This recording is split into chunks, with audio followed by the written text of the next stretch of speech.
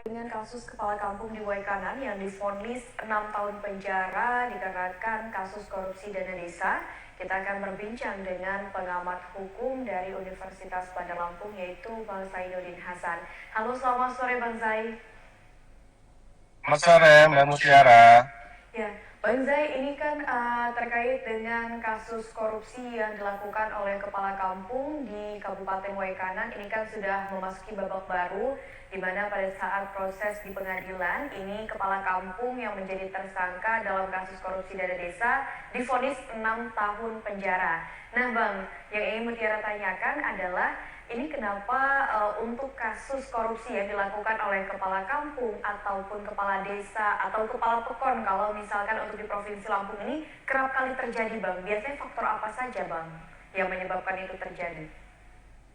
Yang pertama adalah faktor pengawasan yang lemah ya dari sebenarnya kan sudah ada pendamping desa, kemudian ada aparat dari BPD, tapi selama ini kita lihat pendamping desa dan BPD itu tampak lemah ya, artinya masih berada di bawah kendali dari kepala desa itu sendiri. Itu faktor utama sehingga tidak ada kekuatan dari pendamping desa dan BPD dalam hal ini untuk mengawasi seorang kepala desa. Yang kedua adalah lemahnya transparansi dan akuntabilitas dari pengelolaan dana desa atau hal keuangan yang dikelola oleh kepala desa. Dalam hal ini juga masyarakat dalam hal ini yang berada di desa sangat minim sekali melakukan pengawasan dan mempertanyakan dalam hal pengelolaan dana desa oleh seorang kepala desa itu sendiri.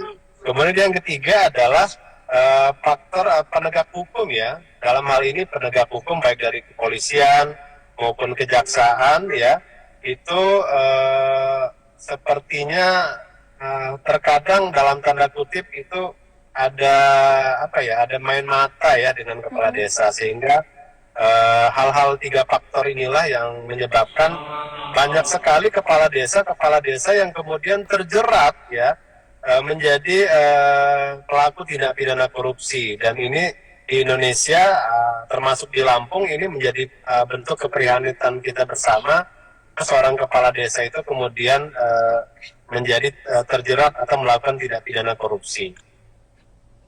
Oke, baik. Jadi tadi berdasarkan pemaparan dari Bang Zai bahwasannya ada 3 faktor utama yang menyebabkan seorang kepala desa ataupun kepala kampung ini sampai berani untuk melakukan tindak pidana korupsi.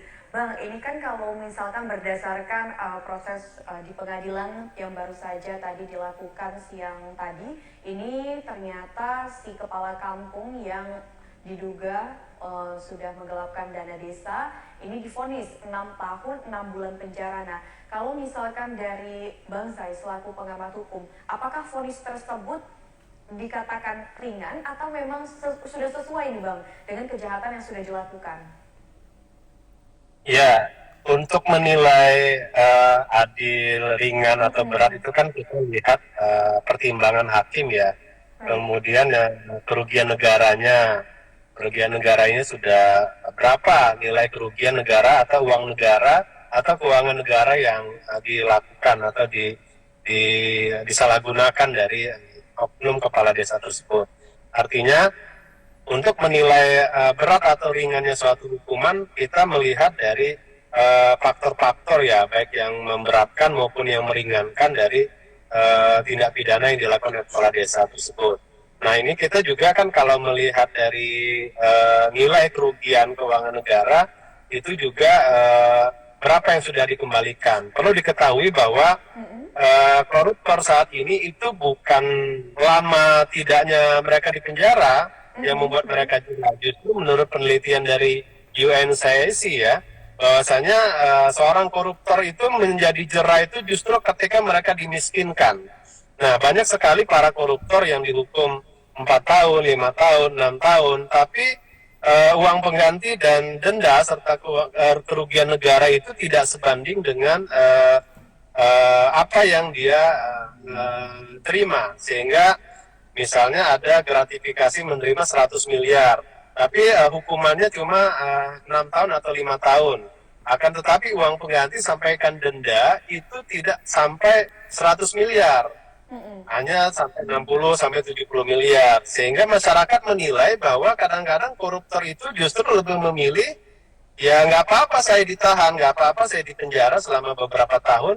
Setelah saya keluar, saya masih bisa menikmati dari uang yang telah dia korupsi, seperti itu. Nah, sehingga kalau saya lebih banyak menyarankan apabila para pelaku koruptor ini dibuat miskin saja. Terkait dengan hukuman badan itu menyesuaikan saja dengan pasal yang dikenakan, ya.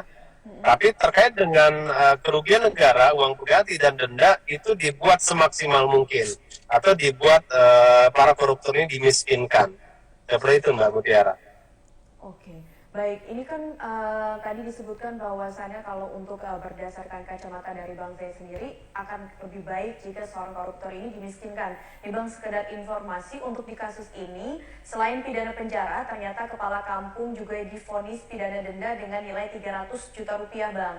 Sedangkan uang yang disalahgunakan atau dana desa yang disalahgunakan di wilayahnya tersebut ini mencapai nilai 1 miliar rupiah. Nah, kalau misalkan melihat denda uangnya sendiri dan dana desa yang sudah diselewengkan oleh pihak kepala kampung ini, Bang, menurut Bang Zai gimana nih, Bang?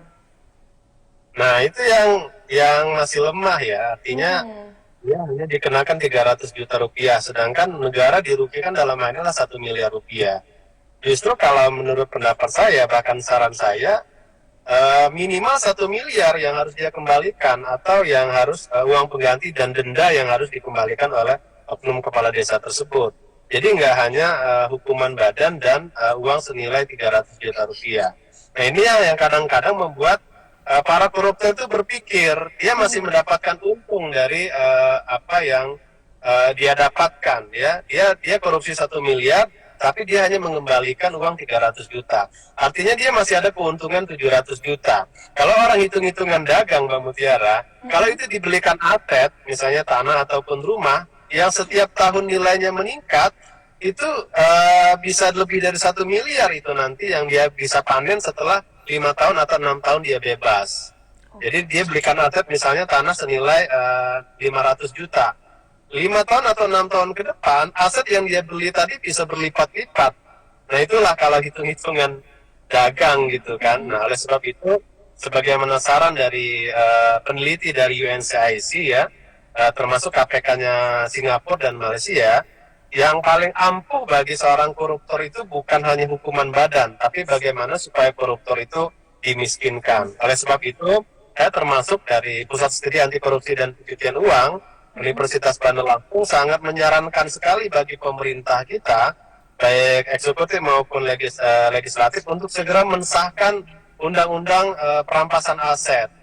Nah, sehingga efek jera bagi seorang koruptor ini dalam hal melakukan tindak pidana korupsi, dengan dirampasnya aset-aset mereka, itu akan memberikan efek jera bagi pelaku tindak pidana korupsi. Sehingga ketika mereka melakukan tindak pidana korupsi, maka efek dari pemiskinan seorang koruptor itulah yang membuat koruptor itu menjadi jera dan reda untuk tidak melakukan tindak pidana lagi.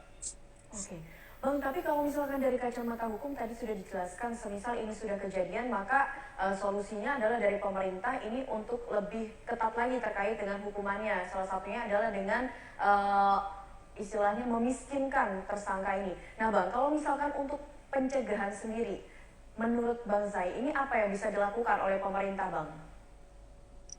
Upaya pencegahan yang pertama ya tentu saja kalau di tingkat desa kan pengawasan ya, pengawasan yang ketat, kemudian evaluasi yang kuat, kemudian pengawasan itu mulai dari pengelolaan, adanya transparansi dari kepala desa, pendamping desa yang dikuatkan, kemudian BPD yang memiliki peran tugas pokok dan fungsi yang kuat. Itu tentu saja yang dalam hal ini untuk upaya mencegah seorang kepala desa melakukan tindak pidana.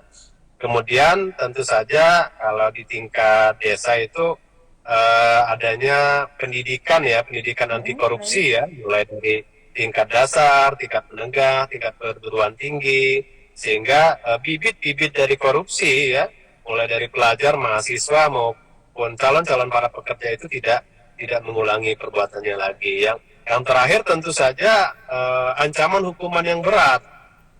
Kita sudah ada di dalam pasal 2 itu aja ada dengan adanya ancaman hukuman pidana sampai hukuman mati. Tapi sampai dengan detik ini belum pernah ada ya atau seorang koruptor itu diancam atau bahkan dituntut atau bahkan divonis hukuman mati. Nah, tentu saja beberapa faktor hal tersebut mulai dari upaya pencegahan sampai dengan penindakan akan insya Allah akan membuat negara kita ya akan bebas dari korupsi.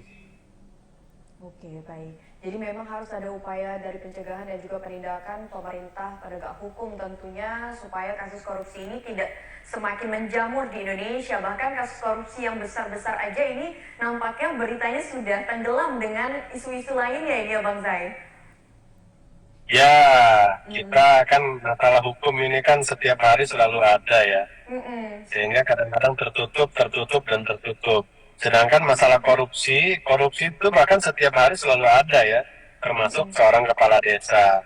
Tentu saja ya pengawasan lah ya, masyarakat desa perlu pencerdasan bagaimana mengawal dana-dana desa ini agar supaya desa sebagai ujung tombak ya, pembangunan di desa, dalam hal ini kepala desa itu benar-benar dana desa ini dipergunakan dengan sebaik-baiknya untuk kemaslahatan dan kesejahteraan masyarakat desa. Oke, baik Bang Zai, mungkin itu saja Bang perbincangan kita terkait dengan kasus korupsi dana desa oleh Kepala Kampung di Waikanan. Terima kasih banyak Bang Zai atas waktunya. Mohon maaf ini mengganggu perjalanannya Bang. Hati-hati di jalan, sampai jumpa di lain waktu. Salam sehat selalu. Assalamualaikum. Waalaikumsalam warahmatullahi wabarakatuh. Baik Tribuners, tadi kita sudah mendengarkan pemaparan dari Bang Zainuddin Hasan selaku akademisi Fakultas Hukum Universitas Bandar Lampung yang sudah menyampaikan terkait dengan pandangannya mengenai kasus korupsi dana desa yang dilakukan oleh Kepala Kampung di Waikanan, di mana saat ini kasusnya tengah bergulir di pengadilan dan tersangka sendiri saat ini sudah divonis 6 tahun penjara untuk kasus korupsi dana desa tersebut.